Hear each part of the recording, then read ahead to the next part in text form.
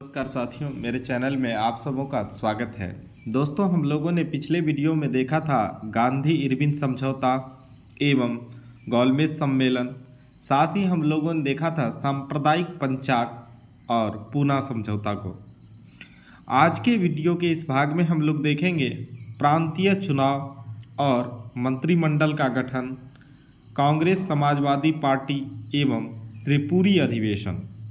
साथ ही हम लोग देखेंगे इसमें द्वितीय विश्व युद्ध, पाकिस्तान की मांग एवं व्यक्तिगत सत्याग्रह को।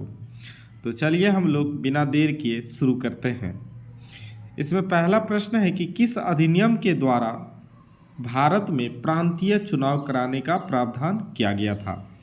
तो देखिए, भारत में जो प्रांतीय चुनाव कराने का प्रावधान किया गया था, यह भारत शासन अधिनियम 1935 के द्वारा किया गया था।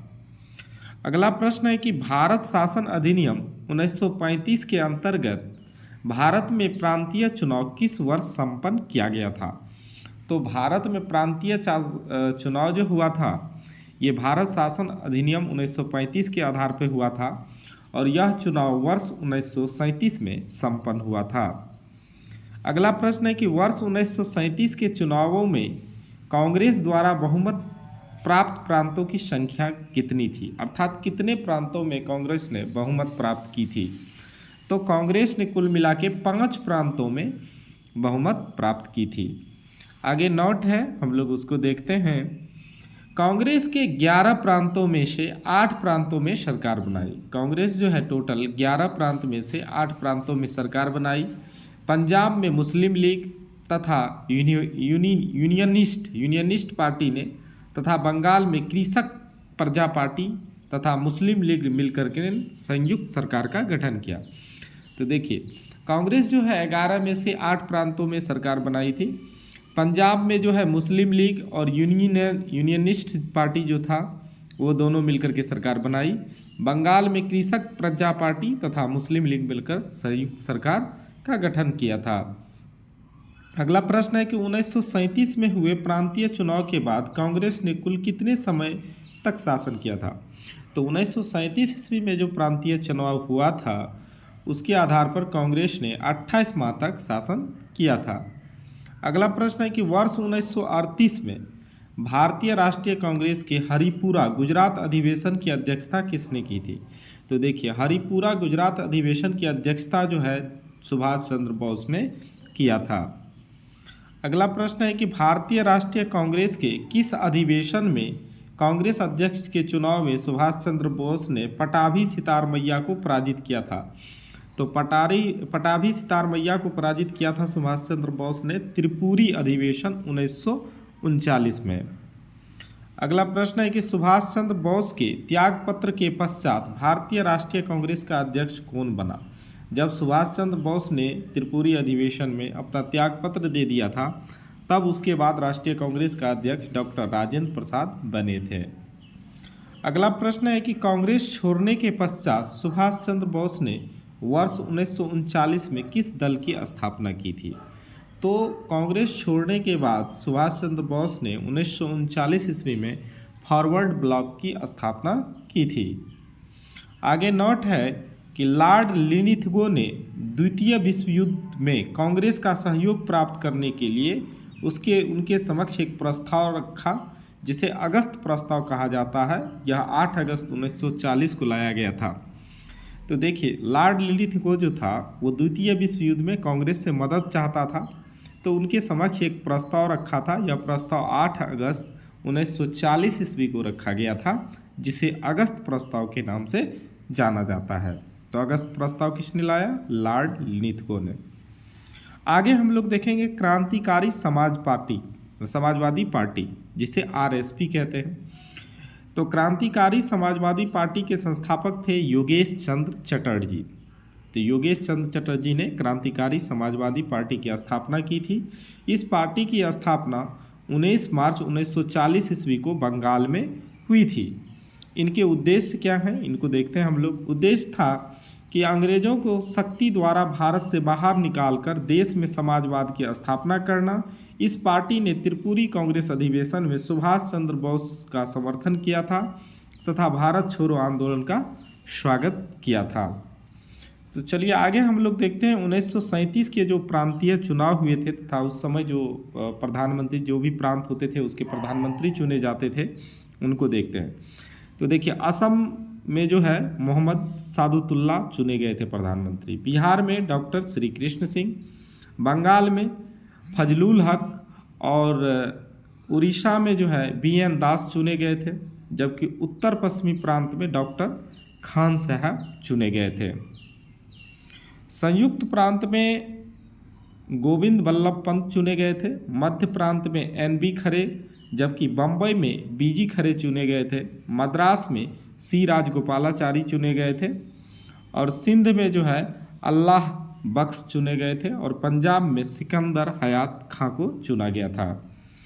अगला प्रश्न है कि वर्ष 1939 में पटना में अखिल भारतीय कांग्रेस समाजवादी पार्टी का संयोजक कौन था? तो वर्ष 1934 में पटना में अखिल भारतीय कांग्रेस समाजवादी पार्टी का संयोजक थे डॉक्टर जयप्रकाश नारायण। अगला प्रश्न है कि बिहार सोशलिस्ट पार्टी के संस्थापक जयप्रकाश नारायण थे, जिन्हें लोक नायक के नाम से भी जाना जाता है। तो बिहार सोशलिस्ट पार्टी के संस्थापक कौन थे? जयप्रकाश नारायण थे, जिन्हें लोक नायक के नाम से भी जाना जाता। अगला प्रश्न है कि वर्ष 1937 के चुनाव के पश्चात संयुक्त प्रांत में गठित मंत्रिमंडल में वित्त विभाग के प्रमुख कौन थे? तो जो 1937 का जो चुनाव हुआ था उसके पश्चात संयुक्त प्रांत में जो गठित मंत्रिमंडल था उसमें वित्त विभाग के प्रमुख थे रफ़ी अहमद किदवई थे। अगला प्रश्न है कि कांग्रेस समाजवादी दल का प्रमुख नेता कौन था? तो कांग्रेस समाजवादी दल का प्रमुख नेता था आचार्य नरेंद्र देव। अगला प्रश्न है कि कांग्रेस सोशलिस्ट पार्टी की पहली बैठक कहाँ हुई थी?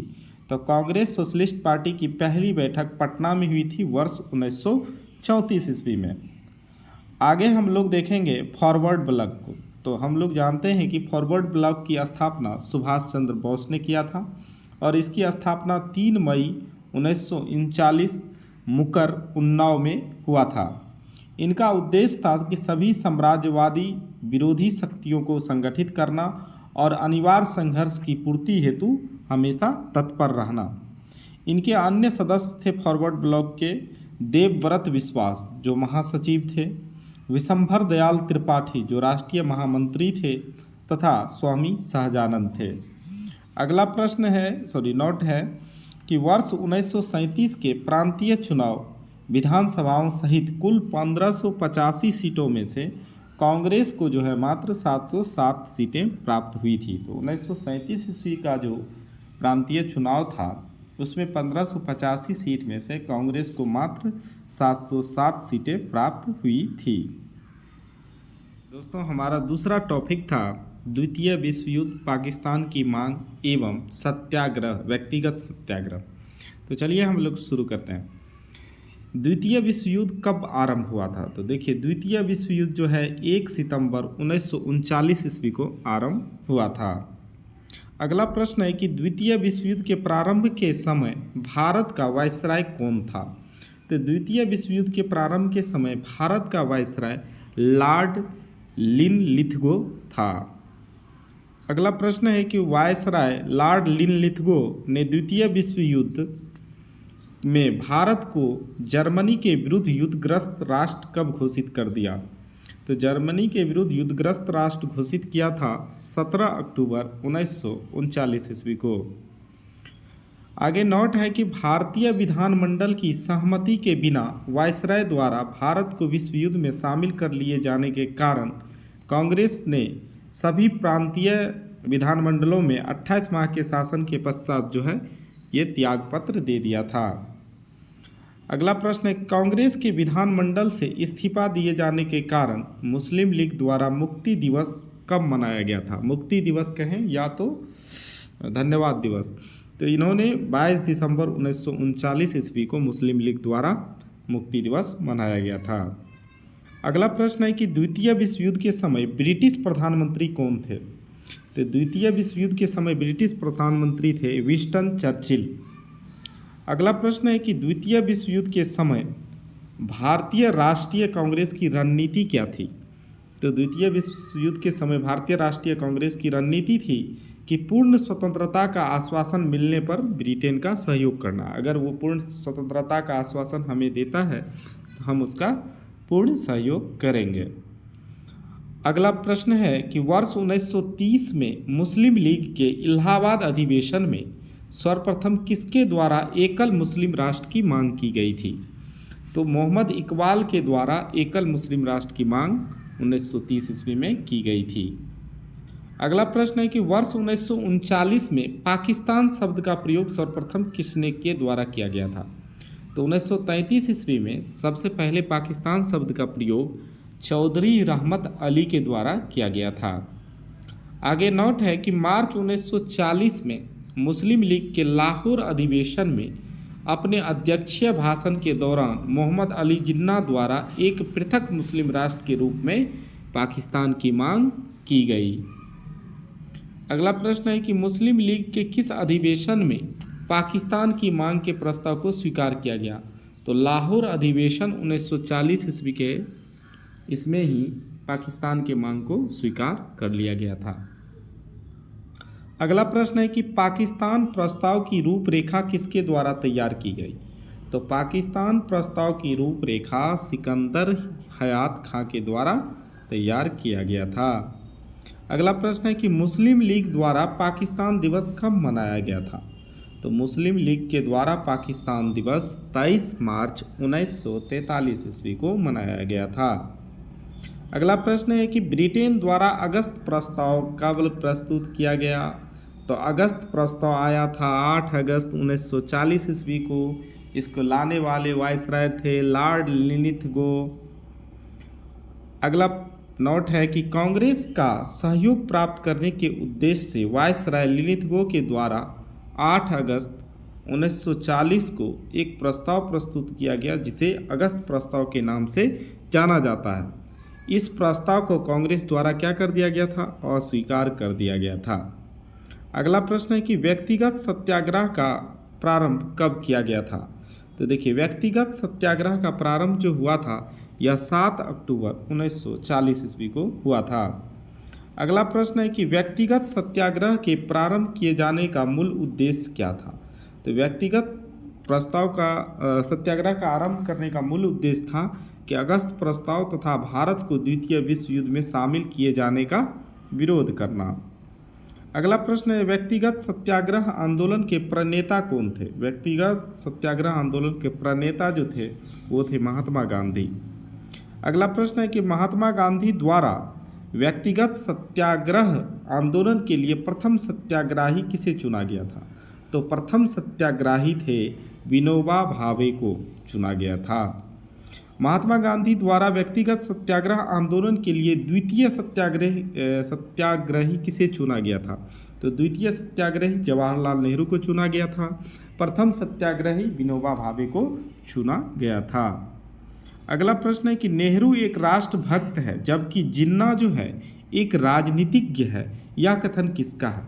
यह कथन है मोहम्मद इकबाल का। मोहम्मद इकबाल ने कहा कि नेहरू एक राष्ट्रभक्त है जबकि मोहम्मद अली जिन्ना जो है एक राजनीतिज्ञ हैं।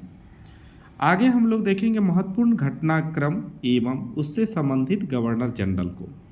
तो चलिए हम लोग देखते हैं साइमन कमीशन। साइमन कमीशन को लाने वाले गवर्नर जनरल थे लॉर्ड इरविन। सांप्रदायिक पंचायत यह लॉर्ड वेलिंगटन लाया था। अगस्त प्रस्ताव लाया था लिनलिथगो।